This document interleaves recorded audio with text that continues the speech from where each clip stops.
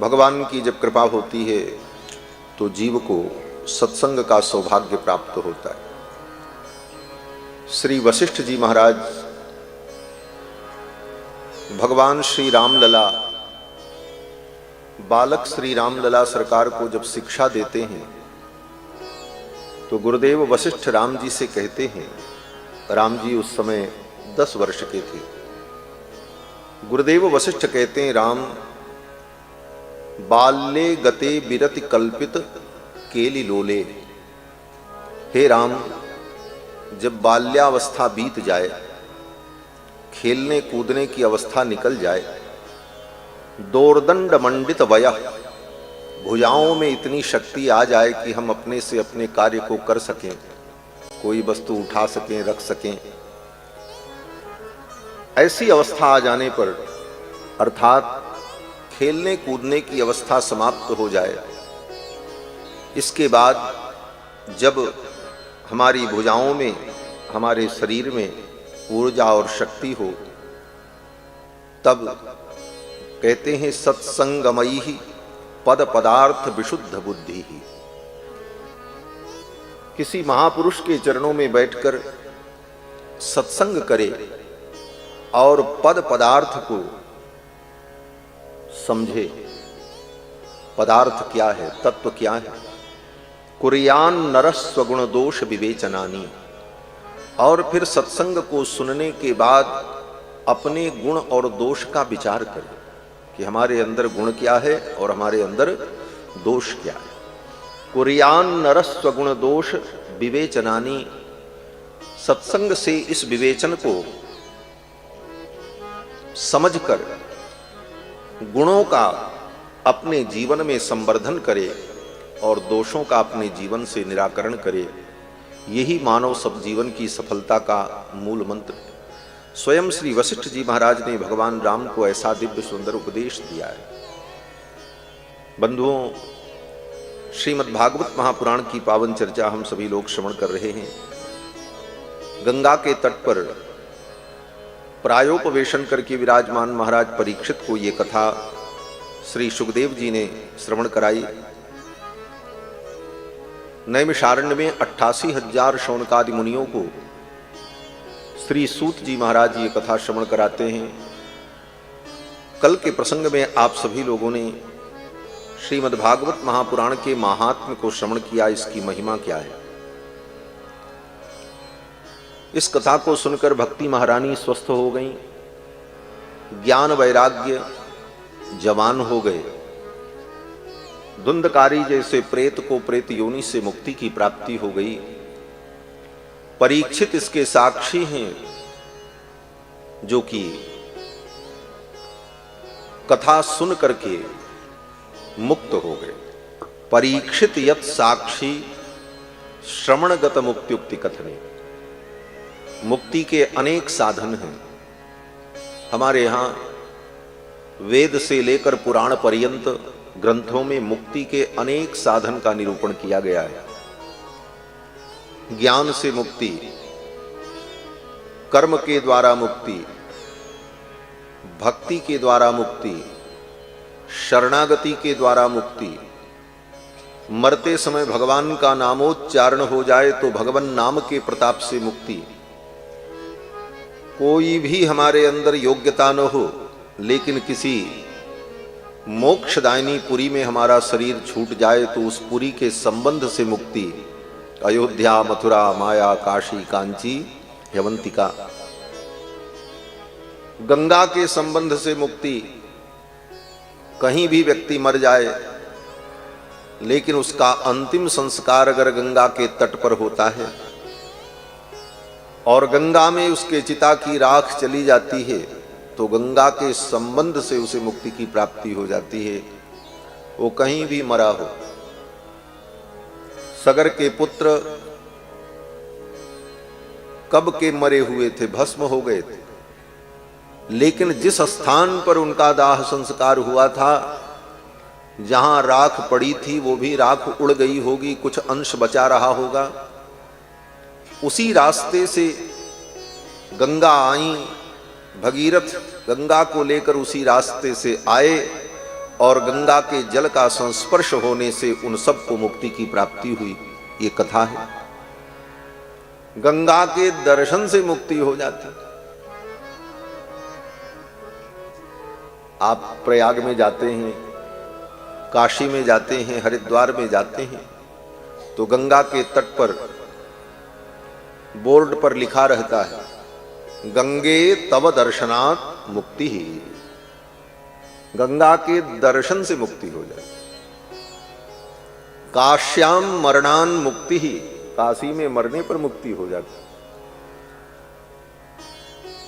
गले में तुलसी की माला हो और प्राणांत हो जाए तो तुलसी के संबंध से जीव को मुक्ति की प्राप्ति हो जाती। कोई भगवान का परम भक्त अनुग्रह कर दे, किसी व्यक्ति का मरते समय स्पर्श कर दे, उस समय वो सामने हो, तो उस भगवत भक्त के संबंध से उस जीव को मुक्ति की प्राप्ति हो जाती। अनेक प्रकार के मुक्ति के साधन का वर्णन हमारे यहाँ शास्त्रों में है। इसलिए भारतवर्ष में मुक्ति कोई बहुत बड़ी बात नहीं है। यहाँ तो गली गली में मुक्ति बंट रही है। मुक्ति मोक्ष ये भारतवर्ष के लिए कोई कठिन नहीं है। 7 जगहों पर तो भगवान ने मुक्ति का भंडारा खोल रखा है। अयोध्या, मथुरा, माया, काशी, कांची, हेवंतिका, पुरी, द्वारावती चैव सप्तैताः मोक्षदायिका। तो मुक्ति भारतवर्ष में कोई बहुत दुर्लभ चीज नहीं है। दुर्लभ क्या है? बोले भगवान के चरणों का प्रेम प्राप्त हो जाए, भगवान के चरणों में हमारा अनुराग हो जाए, भगवत भक्ति के रस को हम अनुभव कर सकें, ये दुर्लभ है। मुक्ति तो रावण को भी मिल गई, बड़े बड़े पापियों को भी मिल जाती है। भगवान जिन दुष्टों का संहार करते हैं, जो जीवन भर पाप ही किए, उनको भी मुक्ति मिल जाती है। मुक्ति मिलना कोई बहुत बड़ी बात नहीं है। मुक्ति उन पापियों को भी प्राप्त हो जाती है। निर्वाण दायक क्रोध जाकर, जिन भगवान का क्रोध भी निर्वाण देने वाला है, क्रोधोपि देवस्य वरेण तुल्यः। तो मुक्ति कोई बहुत बड़ी बात नहीं है। भारतवर्ष में मुक्ति तो गली गली में प्राप्त हो जाती है। और दूसरी बात, अगर नहीं भी मुक्ति मिली तो हम जाएंगे कहां? हमारी आपकी गति क्या है? कहां जाओगे? भगवान के नियंत्रण की सीमा से बाहर कोई जीव जा ही नहीं सकता। कहां जाओगे? 3 ही तत्व है, भोक्ता भोग्यम प्रेरितारंच मत्वा। श्रुति कहती है, वेद कहता है कि भोक्ता भोग्यम प्रेरितारंच मत्वा। एक तत्व है भोक्ता, ये जीव, और दूसरा तत्व है भोग्य माने माया, और तीसरा तत्व कौन है? बोले प्रेरणा देने वाला परमात्मा। इन 3 के अलावा चौथा कोई तत्व है ही नहीं। 3 ही तत्व है। ये जड़ प्रकृति, अनंत अनंत ब्रह्मांड, पृथ्वी आकाश जो कुछ है, और ये चेतन जीव, और इन दोनों को, प्रकृति को और जीव को प्रेरणा देने वाला परमात्मा। चौथा कोई तत्व है नहीं। और वह परमात्मा जो सबको प्रेरणा देने वाला है, उर प्रेरक रघुवंश विभूषण, उनकी प्रेरणा, उनका सामर्थ्य और उनके नियंत्रण से बाहर न प्रकृति जा सकती है, न जीव जा सकता। तो हम सदा भगवान के ही अधीन हैं, और भगवान की सत्ता और नियंत्रण से बाहर कहीं जा नहीं सकते, कुछ कर भी नहीं सकते। आज नहीं, लाखों वर्ष बाद जब सृष्टि का लय होगा तो अंत में भगवान में ही हमको भी विलीन होना पड़ेगा, वहीं विलीन हो। इसलिए जीव किसी भी स्थिति में भगवान से, परमात्मा से दूर नहीं है, अलग नहीं है। लेकिन अज्ञान के कारण यह जीव अपने को स्वतंत्र और भिन्न मान करके दुख प्राप्त करता है और भ्रम अज्ञान में जीवन जीता है।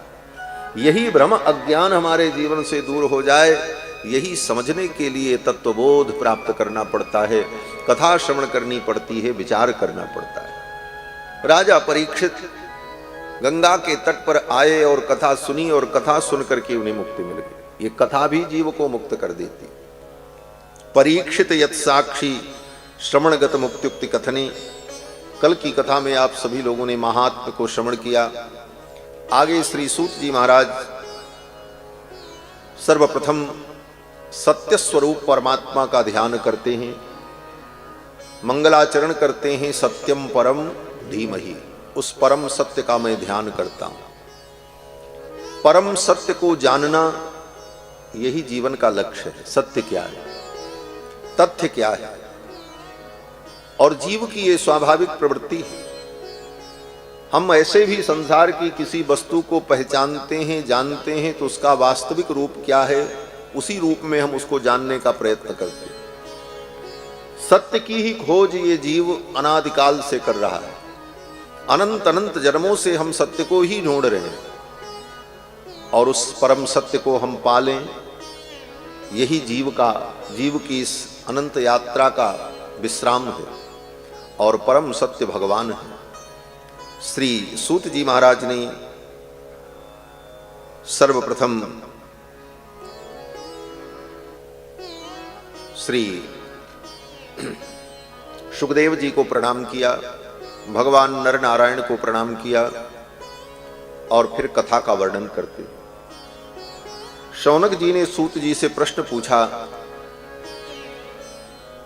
कि समस्त शास्त्रों का सार क्या है, परम श्रेय क्या है, भगवान के अवतार का कारण क्या है, भगवान के अवतार कितने हैं, भगवान अवतार लेकर के क्या क्या करते हैं, और धर्म किसके आश्रय में रहता है। इन्हीं 6 प्रश्नों का उत्तर देते हुए सूत जी महाराज ने शौनकादि मुनियों को ये कथा सुनाई। सर्वप्रथम श्री सूत जी महाराज ने भगवान नर नारायण, देवी सरस्वती और व्यास को प्रणाम किया। बड़ा प्रसिद्ध श्लोक है, नारायणं नमस्कृत्य नरं चैव नरोत्तमं देवीं सरस्वतीं व्यासं ततो जय मुदीरे। इसका अर्थ हुआ कि भगवान नारायण को, भगवान नर को, देवी सरस्वती को और व्यास जी को प्रणाम करके जय का मैं व्याख्यान कर रहा हूं। जय माने ये जो हम लोग जय बोलते हैं, श्री सीताराम चंद्र भगवान की जय, ये तो जय घोष है भगवान का। लेकिन जय शब्द का एक अर्थ और भी। जय माने महाभारत और 18 पुराण, वेद व्यास जी की जो ये रचना है, इसका नाम है जय। इसका नाम जय क्यों है? क्योंकि जो विजय प्रदान करे, जो विजय का मंत्र हो, उसी का नाम है जय। माया पर विजय, अज्ञान पर विजय, और अपने पापों का नाश करके भगवान के चरणों की भक्ति को प्राप्त कराने वाला ये जो ग्रंथ महाभारत और 18 पुराण है, इसी को जय कहा जाता है। और इन सब की रचना वेद व्यास जी ने की है, और भगवान नर नारायण की कृपा से और सरस्वती की कृपा से की। इसलिए महाभारत, भागवत और अन्य पुराण, इनकी व्याख्या करने के पहले इन सब को प्रणाम करना चाहिए। नारायणं नमस्कृत्य नरं चैव नरोत्तमं देवीं सरस्वतीं व्यासं ततो जय मुदीरे। सूत जी महाराज ने प्रणाम किया और फिर कहा कि हे मुनियों, आपने बहुत सुंदर प्रश्न किया। मुनयः साधु पृष्टोहम, हे मुनियों, आपने बहुत सुंदर प्रश्न किया। भवद्भिर्लोकमंगलम, क्योंकि आपके इस प्रश्न से लोक का मंगल हो। संत महात्माओं के पास जब हम जाएं तो कैसा प्रश्न करना चाहिए, यह भी सबको नहीं मालूम होता। संत महात्मा परमहंस ज्ञानियों के पास जाओ तो सांसारिक प्रश्न मत करो। हमारी तबीयत कैसे ठीक होगी, हमारा रोग कैसे दूर होगा, हम मुकदमा कैसे जीतेंगे, हमारी नौकरी कैसे लगेगी, बहू को बेटा कब होगा, ऐसे प्रश्न महात्माओं से नहीं पूछने चाहिए। ये तो प्रारब्ध के अनुसार होता रहेगा। प्रारब्ध में जिसके जो लिखा है उस गति से संसार में उसे सुख दुख प्राप्त होता रहेगा, उसे कोई बदल नहीं सकता। प्रारब्धम परिभुज्य कर्म शकलम प्रक्षीण कर्मांतरः न्यासादेव निरंकुशेश्वर दया निर्लून मायान्वय। प्रारब्ध की गति के अनुसार जीव को चलना पड़ता है और प्रारब्ध सबके साथ लगा हुआ है, चाहे ज्ञानी हो चाहे अज्ञानी हो। प्रारब्ध सबका नियंत्रण करता है। अगर प्रारब्ध प्रबल न होता तो धर्मराज युधिष्ठिर को इतना दुख उठाना पड़ता, जिन्होंने जीवन भर धर्म किया। स्वप्न में भी जिसने कभी असत्य भाषण नहीं किया, अधर्म नहीं किया, वे धर्मराज युधिष्ठिर। उनके भाई अर्जुन जो साक्षात भगवान के अंश हैं, श्री भीम जी महाराज जो परम धर्मात्मा पवन पुत्र हैं, उन पांडवों को इतना दुख उठाना पड़ा जिन्होंने जीवन भर धर्म ही किया। आजकल लोग कहते हैं महाराज हमने जब से होश संभाला तब से कोई गलत काम नहीं किया, फिर भी हमको ये दुख हो रहा है। युधिष्ठिर को देखो, पांडव को देखो, इस जन्म में तुमने कोई बुरा नहीं किया है, लेकिन किसी जन्म का कोई कर्म होगा जो प्रारब्ध बन करके आज आपको दुख दे रहा है।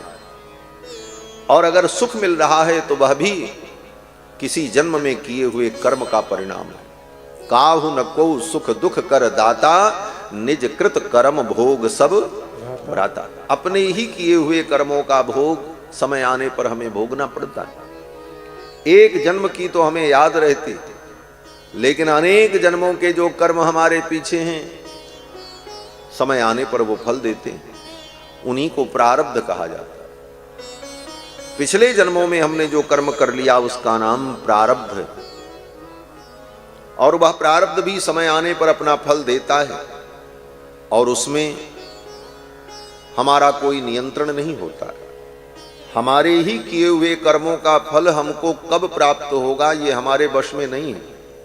इसीलिए गीता में भगवान ने कहा, कर्मण्येवाधिकारस्ते मा फलेषु कदाचन। कर्म तुम करोगे, कर्म का तुम्हारा अधिकार है। कर्मण्येवाधिकारस्ते, कर्मणि एव अधिकारः ते, तुम्हारा अधिकार केवल कर्म में है। उस कर्म का फल तुमको कब और कैसे और किस रूप में मिलेगा ये तुम्हारे अधिकार क्षेत्र में नहीं। ये भगवान के अधिकार क्षेत्र में, विधान के अधिकार क्षेत्र में है। उस विधान के अनुकूल समय आने पर वो प्राप्त होता है। तो प्रारब्ध सबके साथ जुड़ा हुआ है। धर्मराज युधिष्ठिर के साथ भी प्रारब्ध था, साक्षात भगवान कृष्ण उनके साथ, फिर भी जो प्रारब्ध की विधि थी, गति थी, वो उन्हें भोगनी पड़ी। इसलिए संसार के इस प्रारब्ध को बुद्धिमानी पूर्वक, विचार पूर्वक, विवेक पूर्वक भोगते हुए यात्रा में चलते रहे, यही सुंदर रास्ता है। और अज्ञान से प्रभावित होकर हम इधर उधर भटके कि उनके पास जाएंगे तो वो हमारा काम बना देंगे, हमारा प्रारब्ध बदल देंगे, बोले कोई कुछ नहीं करेगा, तुम ठगे जाओगे। आज ऐसे ठगों की कमी नहीं है भारतवर्ष में। धर्म के नाम पर ठगने वाले लोगों के काम बनाने के नाम पर ठगने वालों की कमी नहीं है। वो तो दुकान सजा करके बैठे। आप जैसे अज्ञानी आ जाएं फिर तो उनका काम बन जाता है। बंधुओं, संत महात्माओं के पास जाओ तो ऐसे प्रश्न मत करो, उनसे तत्व की जिज्ञासा करो। तत्व की जिज्ञासा करो, भगवान क्या है, ये जीव का स्वरूप क्या है, हमें परम गति की प्राप्ति कैसे होगी, भगवान के चरणों का प्रेम कैसे प्राप्त होगा। इन विषयों के संदर्भ में प्रश्न करना चाहिए। शौनकादि मुनियों ने जब प्रश्न किया तो सूत जी बड़े प्रसन्न हुए। सूत जी ने कहा, भवद्भिर्लोकमंगलम, आप लोगों ने जो प्रश्न किया उस प्रश्न से लोक का मंगल होगा। और सूत जी महाराज वर्णन करने लगे। सूत जी कहते हैं, सवई पुंसाम परो धर्मो यतो भक्ति रधोक्षजे। हे मुनियों, इस मनुष्य जीवन का परम धर्म यही है कि भगवान श्री हरि के चरणों में हमारी भक्ति हो जाए। यहीं से भागवत की शुरुआत हो रही। सवई पुंसाम परो धर्मो यतो भक्ति रधोक्षजे। सबसे बड़ा धर्म, परम धर्म यही है कि भगवान के चरणों में हमारी भक्ति हो। लेकिन वो भक्ति कैसी हो? सूत जी कहते हैं, अहैतुकी हो और अप्रतिहता हो। अहैतुकी का मतलब जिस भक्ति में कोई कारण न हो। हम इसलिए भक्ति न करें कि भगवान हमको कुछ दें, बिना कारण के सहज भक्ति। और दूसरी विशेषता क्या हो? कहते हैं अप्रतिहता, वो भक्ति रुकने वाली न हो, उत्तरोत्तर बढ़ती रहे। ऐसी भक्ति भगवान के चरणों में हो जाए तो ययात्मा संप्रसीदति, उस भक्ति से आत्मा प्रसन्न हो जाती है। कौन सी आत्मा? बोले दोनों आत्माएं। एक भक्ति करने वाली आत्मा, ये जीवात्मा, और दूसरी बोले जिसकी भक्ति की जाती है वो परमात्मा। ययात्मा संप्रसीदति, इस भक्ति के द्वारा जीव को भी प्रसन्नता होती है और भगवान को भी प्रसन्नता होती है। आगे सूत जी कहते हैं, हे मुनियों, अब इसको दूसरे ढंग से समझो। एक ही बात को अनेक प्रकार से समझाया जाता है। सूत जी कहते हैं, ये भक्ति को तुम ये समझो कि ये तुम्हारी कन्या है, तुमने इसको पैदा किया है, इसे जन्म दिया। भक्ति हमारे अंदर उत्पन्न होती, तो ये भक्ति क्या है? बोले इसे कन्या मानो। अब कन्या जब बड़ी हो जाए तो कन्या का किसी पुरुष के साथ विवाह कर दिया जाता है। सूत जी कहते हैं, ये भक्ति रूपी कन्या जो तुम्हारे हृदय में उत्पन्न हुई, इस भक्ति का तुम भगवान के साथ विवाह कर दो। वासुदेवे भगवती भक्ति योग प्रयोजिता, इस भक्ति रूपी कन्या को भगवान वासुदेव के साथ ब्याह दो। और जब इस भक्ति का संबंध भगवान वासुदेव से हो जाएगा, तब ये भक्ति दो पुत्रों को जन्म देगी। कन्या का जब विवाह हो जाता है तब कन्या संतान को जन्म देती। इस भक्ति का भगवान से अगर विवाह कर दिया तो ये भक्ति दो पुत्रों को जन्म देगी। एक का नाम ज्ञान होगा और एक का नाम वैराग्य। कल महात्म्य में श्रवण किया, भक्ति के पुत्र का नाम ज्ञान और वैराग्य। भक्ति तो हम करते हैं, लेकिन किसकी करते हैं? भक्ति माने प्रेम। हम भक्ति तो करते हैं, लेकिन हमारी भक्ति भगवान से नहीं जुड़ पा रही। हमारी भक्ति धन से जुड़ी है, हमारी भक्ति तन से जुड़ी है, हमारी भक्ति दुनिया के प्रपंच से जुड़ी है। प्रेम तो हम करते हैं, लेकिन भगवान से नहीं, संसार की नश्वर वस्तुओं से हमारा प्रेम है। इसीलिए वह भक्ति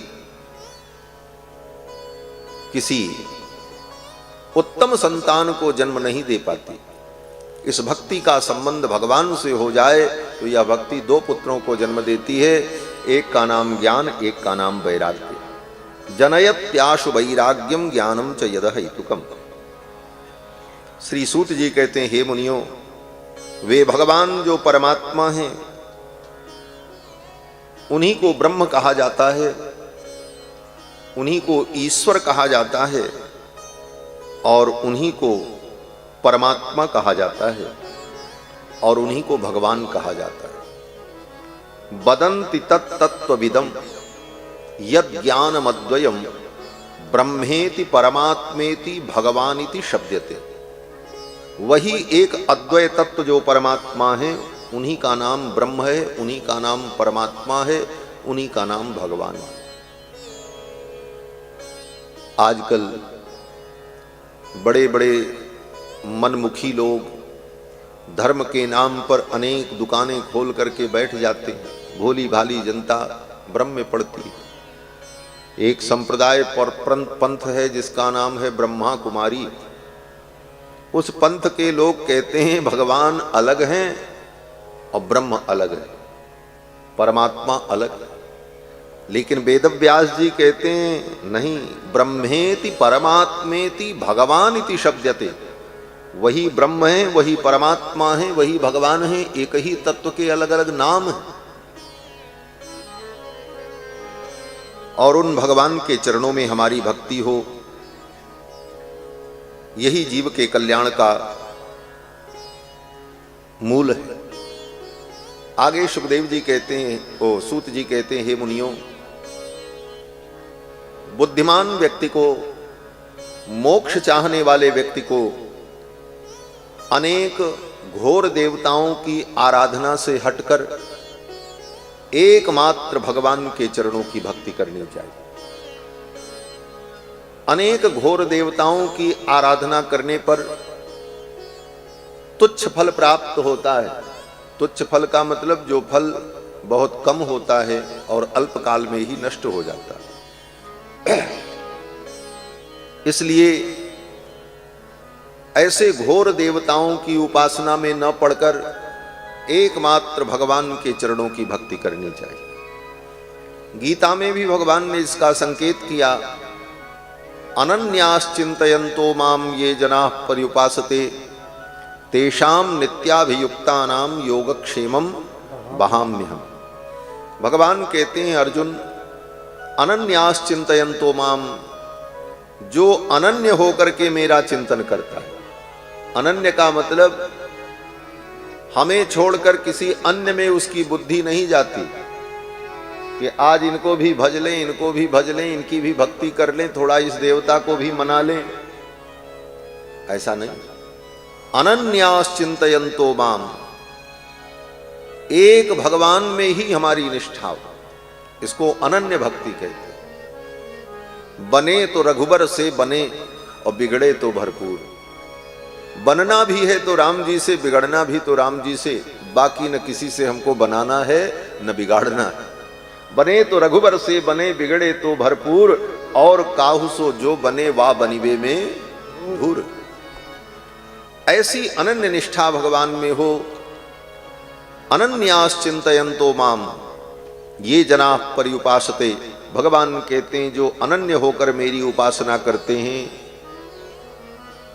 तेषाम नित्याभियुक्तानाम, ऐसे जो नित्य मेरे में अपने मन को लगाए हुए हैं, उनके योग और क्षेम का मैं वहन करता हूं। योग और क्षेम क्या है? बोले अप्राप्त वस्तु की प्राप्ति करा देने का नाम है योग। ये वाक्य अक्सर लिखा रहता है यत्र तत्र, और विशेष करके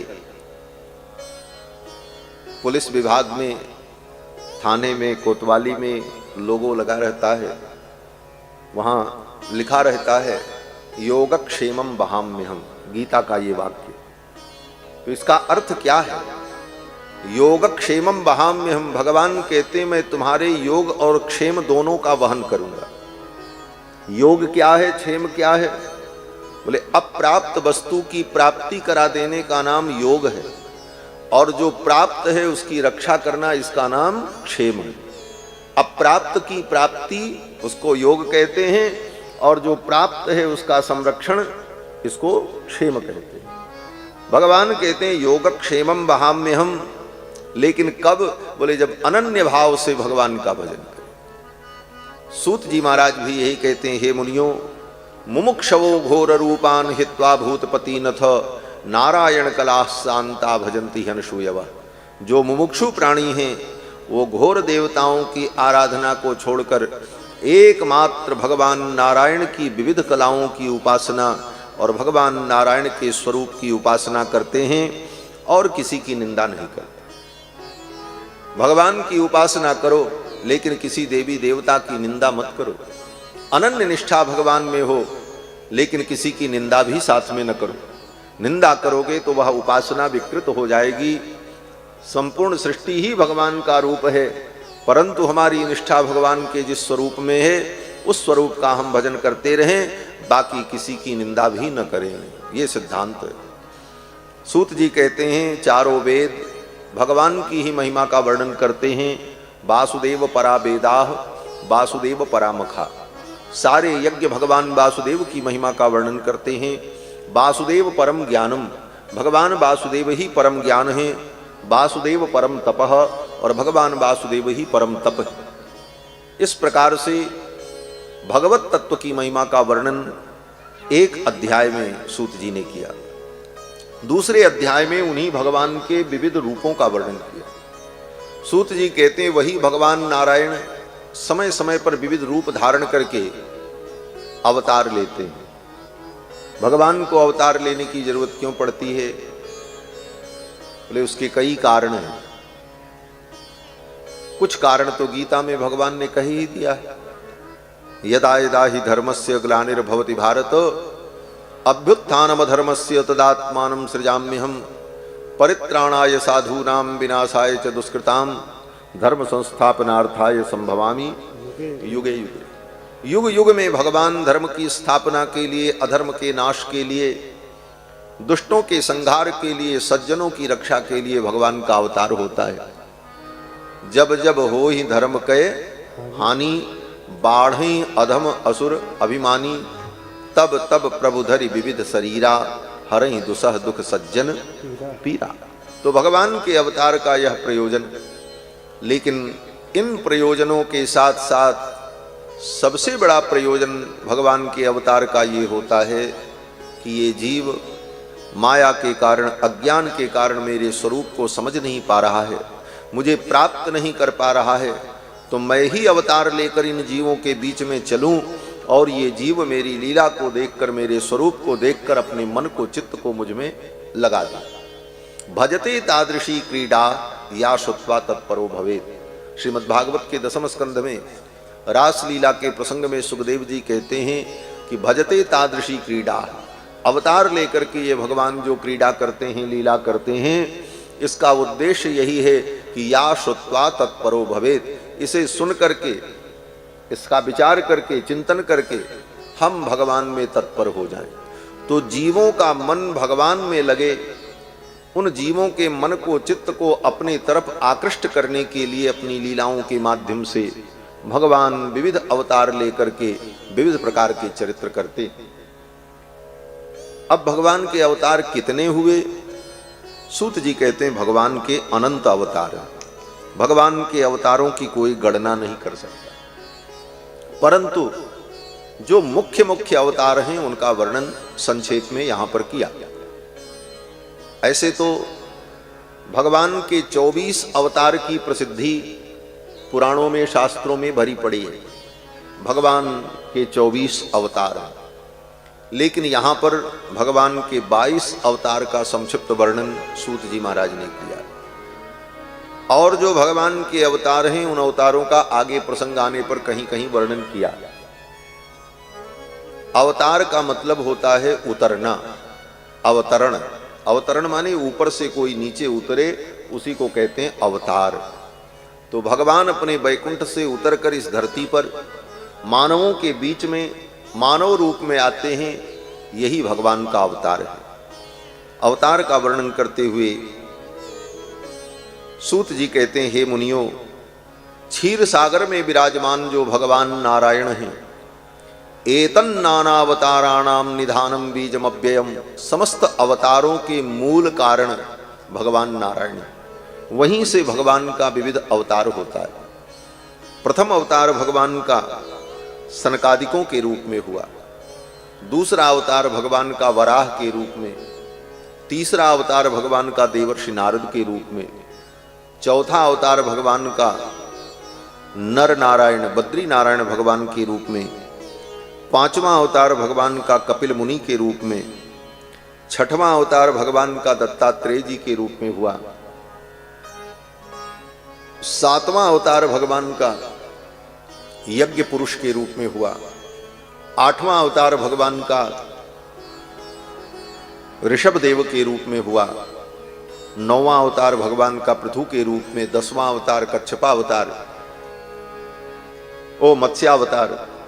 11वां अवतार भगवान का कच्छपावतार और 12वां अवतार भगवान का धन्वंतरी अवतार।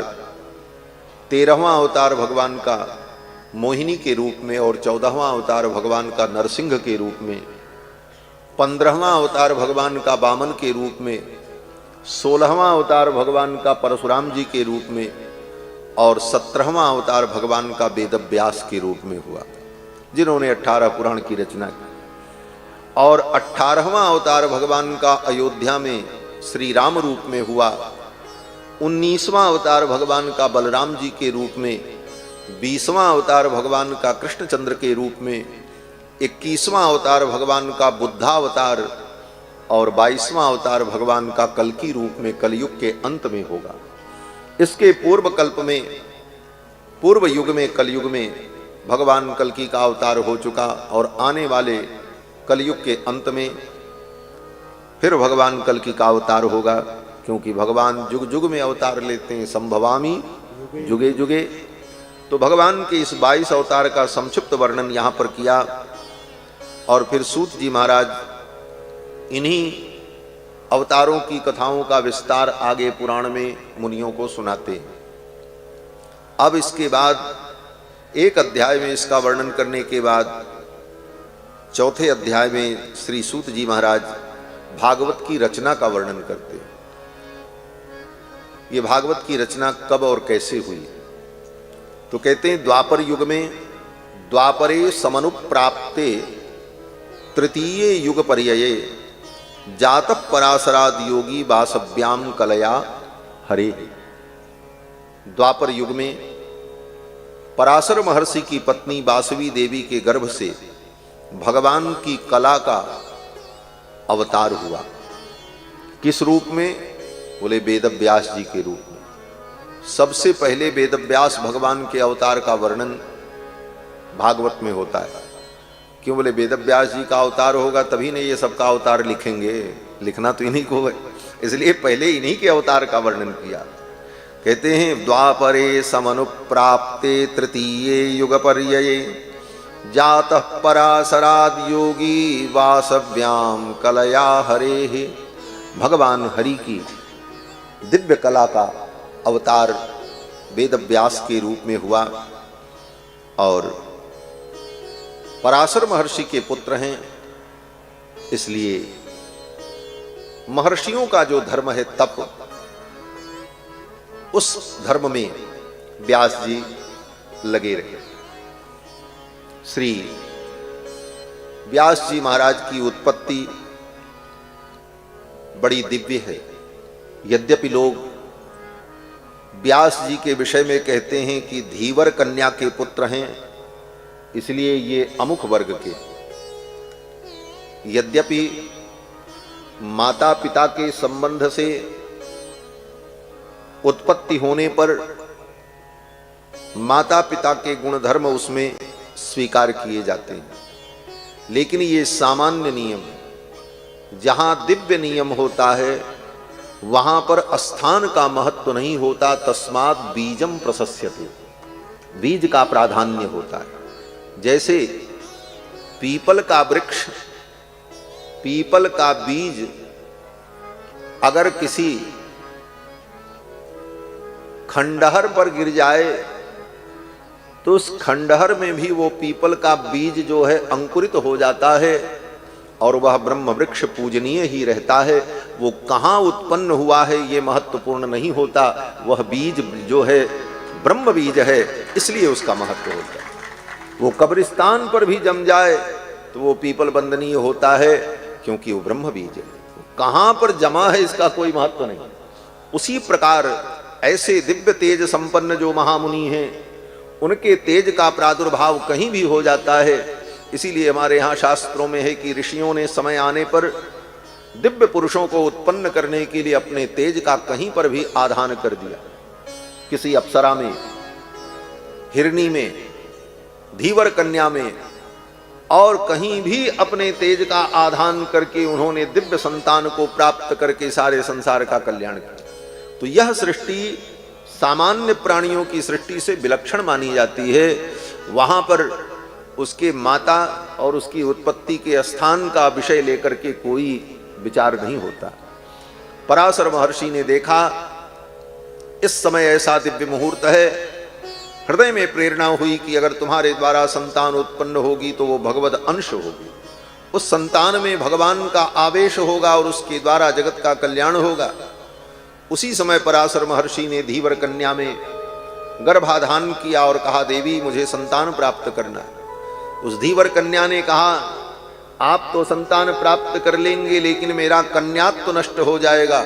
महर्षि ने कहा, मेरे तपोबल से तुम्हारा कन्यात्व नष्ट नहीं होगा, तुम पवित्र बनी रहोगी और उस संतान को प्रकट करके मैं अपने साथ लेकर के चला जाऊंगा और तत्काल वो संतान प्रकट होगी, तुम्हें गर्भ भी धारण नहीं करना पड़े।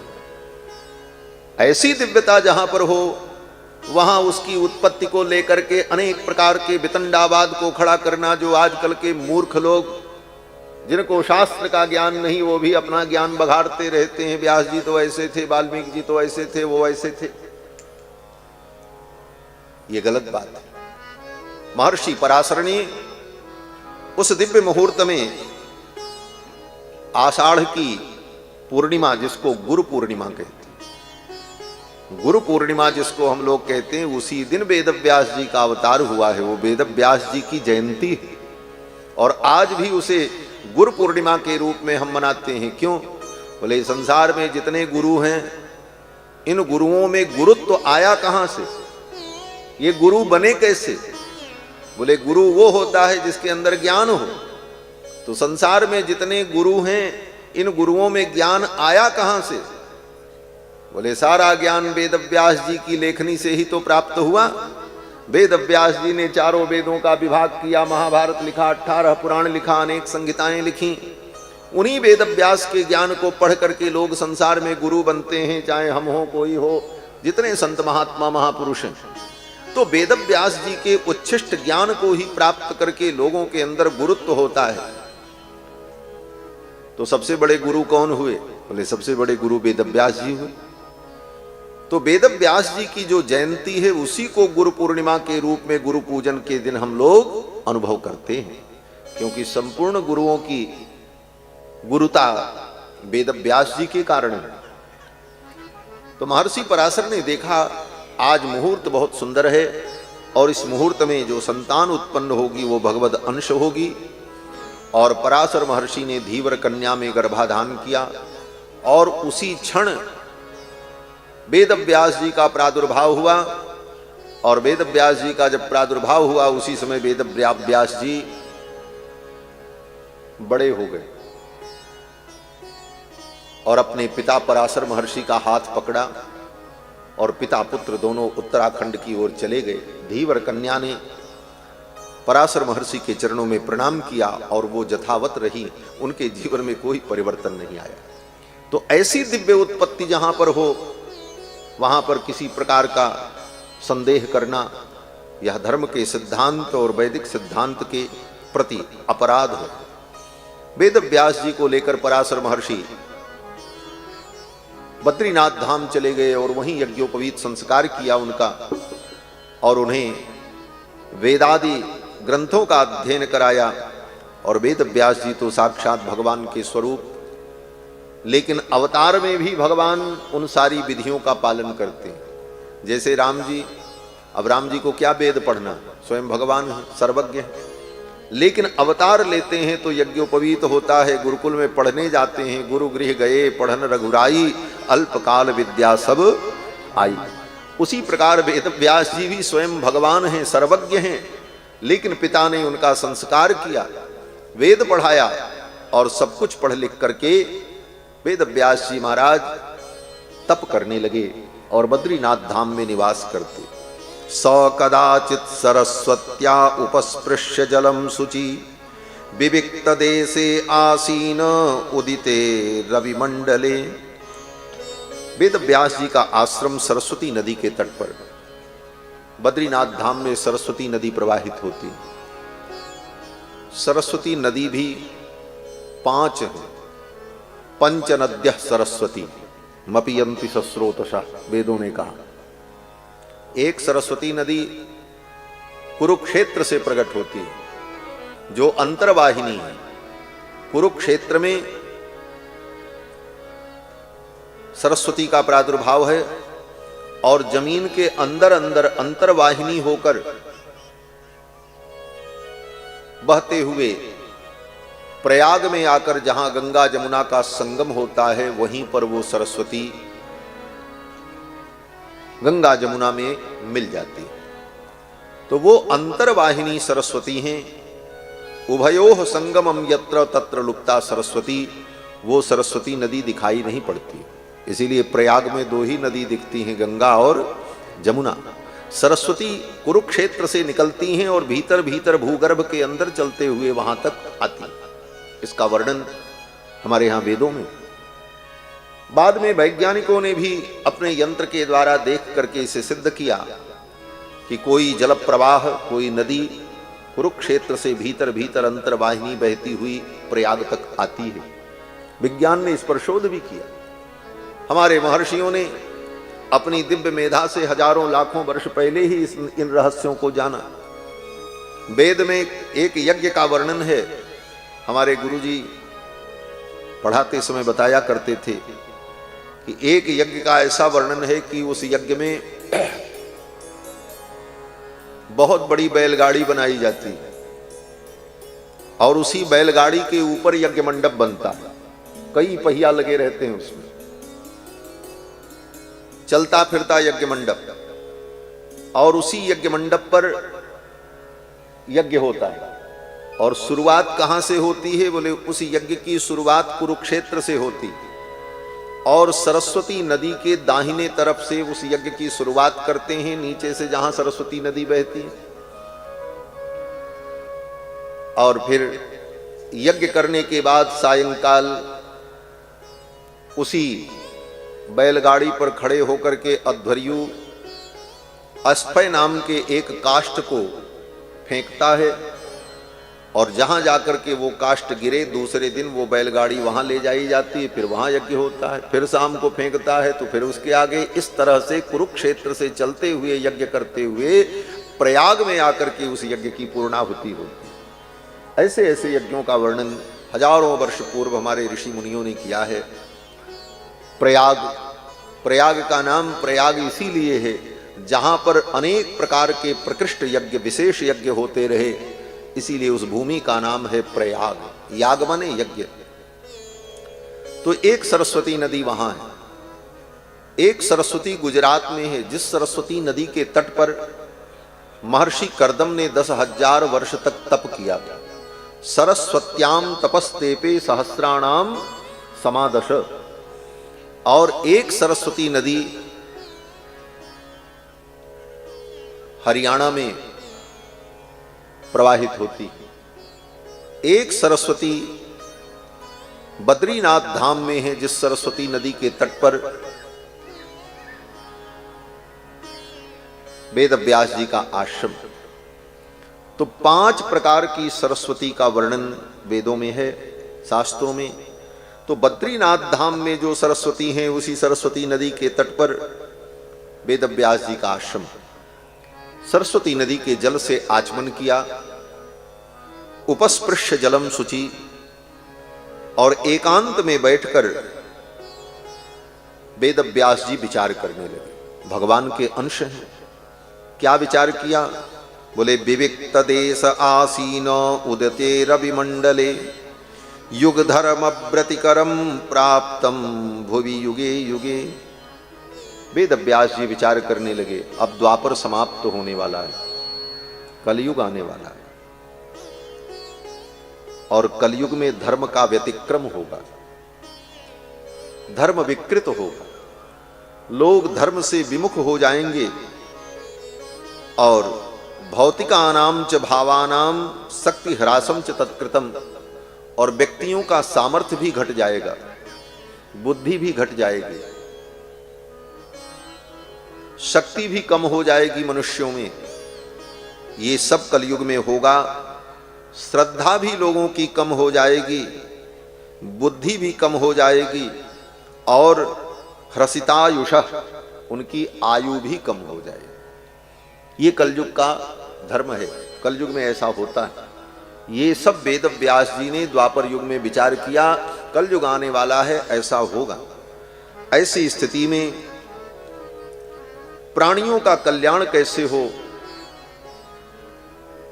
लोग वेद के तत्व को कैसे जाने और लोग मनुष्यों का परम कल्याण कैसे हो, ये विचार करके वेद व्यास जी ने वेद के रहस्यों को महाभारत के रूप में प्रकट किया। इसीलिए महाभारत को पांचवां वेद कहा जाता है। इतिहास पुराणम च पंचमो वेद उच्यते। ये महाभारत और 18 पुराण ये पांचवां वेद। 4 वेद तो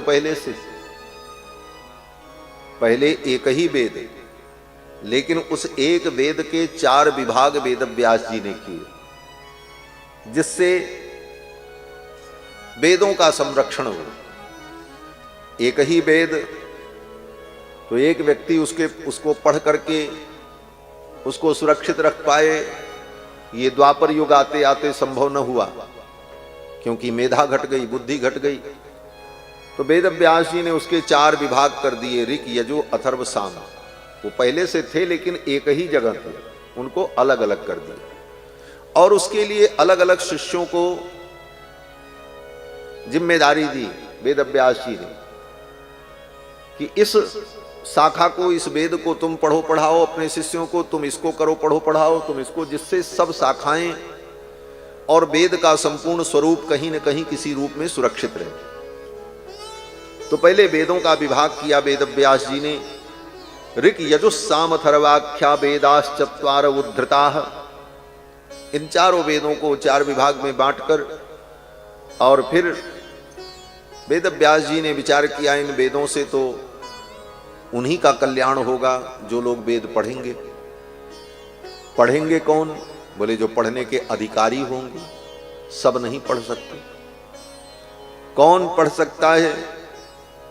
बोले ब्राह्मण, क्षत्रिय और वैश्य, त्रैवर्णिक व्यक्ति, और उन त्रैवर्णिक में भी केवल पुरुष, और पुरुष में भी